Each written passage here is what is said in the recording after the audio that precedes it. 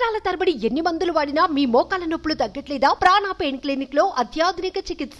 దశాబ్దాల నుండి ఖమ్మం జిల్లాలోని పాలేరు నియోజకవర్గ ప్రజలు ఎదుర్కొంటున్న మున్నేరు వాగు ముంపు సమస్యకు త్వరలో శాశ్వత పరిష్కారం లభిస్తుందని రాష్ట్ర రెవెన్యూ, హౌసింగ్ సమాచార శాఖ మంత్రి పొంగులేటి శ్రీనివాసరెడ్డి తెలిపారు.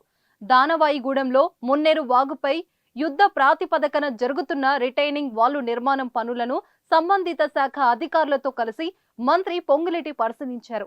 ఈ సందర్భంగా ఆయన మాట్లాడుతూ మున్నేరు నది ఒడ్డున ముంపునకు గురవుతున్న నివాస కాలనీలకు శాశ్వత పరిష్కారం చూపుతూ నది తీరం వెంబడి ఆర్సీసీ రిటైనింగ్ వాల్ నిర్మిస్తున్నామని తెలిపారు. సో ఎన్ని రోజులు పట్టుద్ది మీరు యాక్చువల్ గా మన గవర్నమెంట్ దాంట్లో ఫిక్స్ అయిపోవాలి. మన ఏరియా ఎంత వస్తుందో కూడా ఇది యాజ్ ఎర్లీ యాజ్ పాసిబుల్ రావాలి. గవర్నమెంట్ దాంట్లో ఎంత వస్తుంది మనకి ఇప్పుడు ప్రైవేట్ ఎంత అక్విజిషన్ చేయాలి. యుద్ధ ప్రాతిపదికన పనులను త్వరగా పూర్తి చేయాలని అధికారులను ఆదేశించారు. ప్రతిభావంతులైన వర్కర్లను నియమించి పనుల్లో ఎక్కడ లోపాలు తలెత్తకుండా చూడాలని వెల్లడించారు. ఇప్పటికే 4 నెలల సమయం వృధా అయిందని, ఫుల్ టైం నిర్మాణ పనులను చేపట్టి త్వరగా పూర్తి చేయాలని అధికారులకు సూచించారు. 10 రోజుల తర్వాత పనుల పురోగతిపై మళ్లీ సందర్శిస్తానని, పనుల్లో అలసత్వం ఉంటే బాధ్యతలపై చర్యలు తీసుకుంటామని అన్నారు.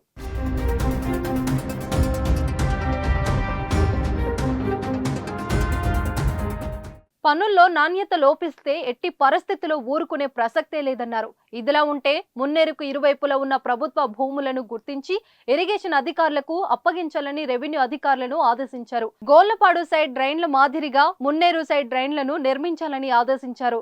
స్టార్టింగ్ పాయింట్, ఎండింగ్ పాయింట్లను గుర్తించి సైడ్ డ్రైన్లను నిర్మాణ పనులను చేపట్టడం ద్వారా మురికి నీరు మున్నేరులో చేరకుండా ఉంటుందని సూచించారు. ఈ కార్యక్రమంలో పలువురు అధికారులు, నాయకులు, కార్యకర్తలు పాల్గొన్నారు.